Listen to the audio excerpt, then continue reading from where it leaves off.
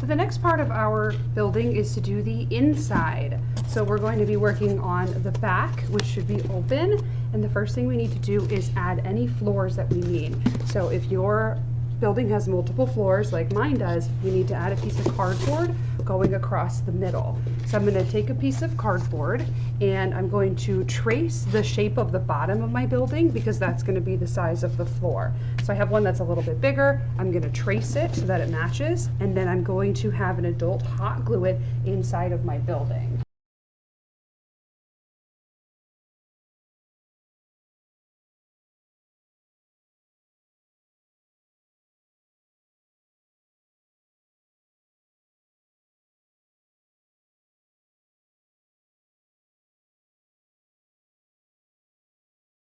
After your floor has been added on, if you need to put any cardboard pieces going vertically inside of your building, you can, to divide the space up into rooms. I'm going to add a piece down here to show the kitchen of my building because I am making griddle and grind, so I need a little kitchen area, and I may add another wall up here. And then I'm going to start adding some colored pieces of paper for the colors. You can leave things cardboard colored if you'd like them to be tan or brown, or if you'd like them to be a different color, we're going to use our construction paper and Elmer's glue to just glue those pieces on.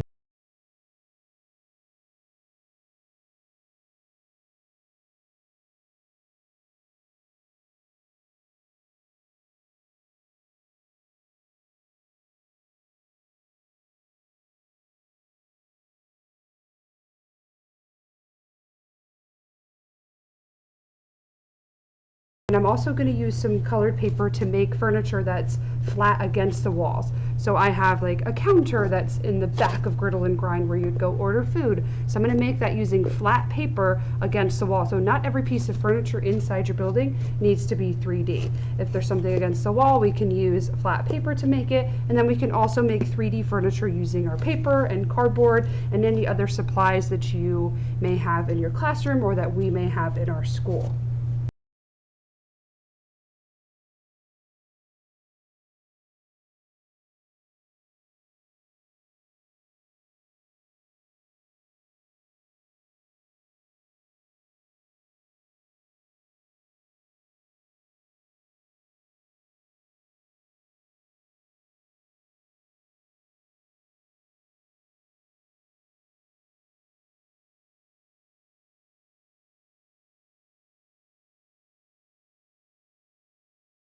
So I put a flat counter. I ended up using a really light color because that showed really well against the cardboard color, and I did a darker brown on top of that. And then in my kitchen area here, I did another counter. I do not have a picture of the kitchen here, so I'm using my imagination for those parts that we cannot see on our building. The other thing you're going to add in your building is any 3D furniture. So we can use all sorts of things to make our 3D furniture. We could use cardboard, popsicle sticks, any sort of material, paper that we have, and you can create your 3D furniture in any way that your group would like to. I'm going to use some cardboard to make a table. If you'd like to make a cardboard table, you can, or one easy way to do it is by making a letter H. So I drew a letter H with a really wide center part on a rectangle of cardboard, and I cut away the parts of the H. Then these pieces just get folded down to create the legs of my table. So if I wanted to, I could use this as a nice easy way to make a 3D table. And since this is cardboard, I can hot glue it in here, or have an adult hot glue it into the building wherever it may go.